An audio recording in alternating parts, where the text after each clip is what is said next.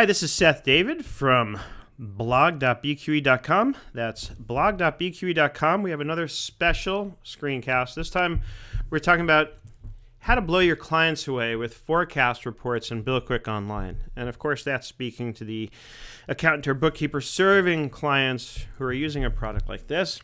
And if I'm speaking directly to the business owner running the business, then here's how you can get blown away with forecast reports in BillQuick Online.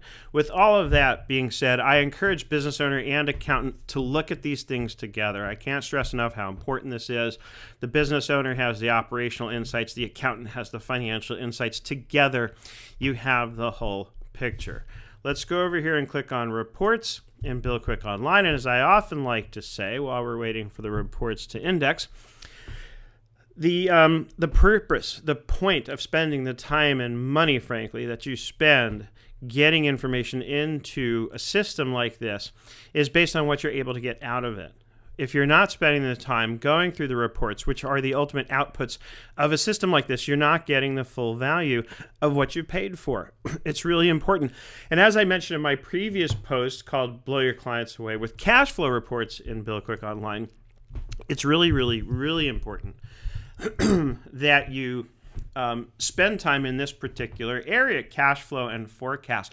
Cash flow is the lifeblood of your business. A business can function on cash flow without being profitable.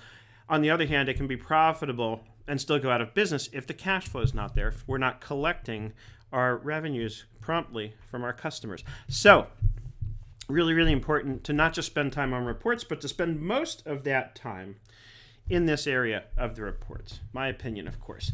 Let's put in a wildcard search. Using the search, we'll go to forecasts.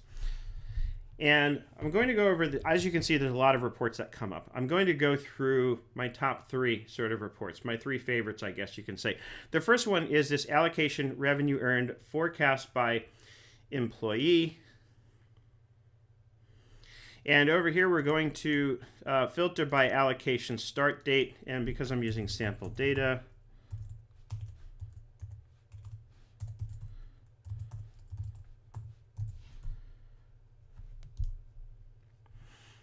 we're going to set the parameters up accordingly. Let's run this report and take a look at it.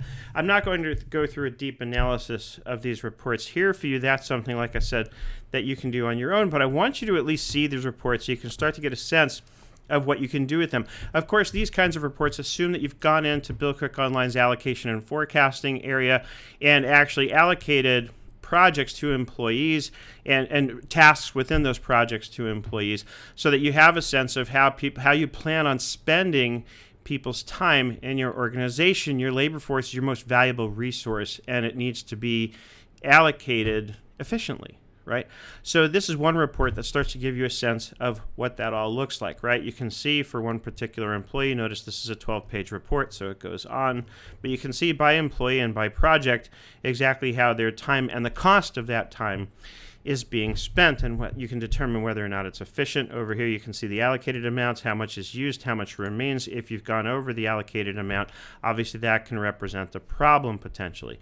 So that's one out of three reports that I wanted to show you. Let's take a look at the next one. Again, wildcard and forecast will get you the whole list. And the next one I want to look at is employee allocation calendar, amount monthly. Okay, and again, we're going to do a similar date filter. I want to go by allocation start date.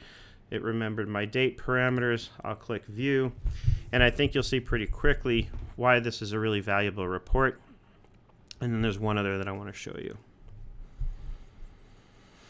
Over here we can see again by project and within that by employee exactly how the cost of their labor is being spent, and we can make determinations about whether or not that looks efficient. And here it's broken down by month, as you can see. So you can see what their monthly cost is by project, and you can start making determinations. Do we need to shift things around? Maybe we have some employees who have extra time on their hands. We can bring them onto a project to help get things done more efficiently, or to lighten up somebody else's load if we feel like we're overburdening somebody. One thing you never want to do, of course, is overburden your employees and get them burnt out. They won't be working as efficiently, and the cost here will diminish very quickly if we have employees who are burnt out because they're being overworked. Big companies have realized this, which is why they provide incredibly good environments for their employees. Companies like Google are known for this, right? You want your employees well rested, you want them balanced. A lot more companies out there this day and age are providing them with resources to make sure they can stay healthy, gym memberships, those sorts of things. The better balanced employees are, the more efficient they are going to be as a workforce. So it's important to use this kind of analysis to determine, are we overburdening somebody? Do we need to lighten somebody's load and shift some resources around so that we're making the best use of everyone in our labor pool? Let's go to the last report that I wanted to take a look at here, which again, we'll do wildcard forecast. And I'm going to come down to the bottom of the list here. And we want to look at this one, project allocation weekly distributive amount. And this one, I don't need the date filters here, but when I choose view, it is going to prompt me for a date for comparative purposes. And again, because I'm in a sample data file, we'll use January 1st, 2016 and click OK. And here we go. So similar to the previous report we looked at, we're going to see a breakdown by project and within that by employee. So here we saw project and then a single employee. Now we're seeing the project and then each employee on that project and how the cost of their time, so to speak, is being, or how the cost of their salary, so to speak, is being spread out and divided up among these projects within, this is weekly as opposed to monthly, which is what we looked at before. So that, my friends, are 3 reports. But as you can see, if you do the wildcard search with the asterisk, you get a ton of reports. Let's see if I can type this properly. You get a ton of reports, all of which are going to be useful. And again, I stress to you, the important thing to do here is set aside the time to review it yourself if you're the business owner. If you're the accountant or bookkeeper working with the business owner on this, set aside the time to review it yourselves and then schedule the time, whoever you are, whichever side of that coin you're on.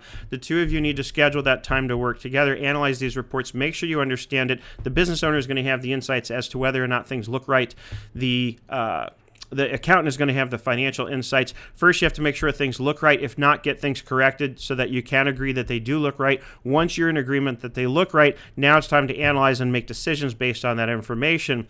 All of it really boiling down to, one major decision on any given thing, which is, are we okay or do we need to make some changes, right? And if we determine that we need to make some changes, then, of course, further analysis will be required. What kind of changes? Where? What's the best way to approach this? Is making that change going to end up costing us more than it saves us? Those kinds of things are what the business owner and accountant need to discuss together when you're analyzing information like this.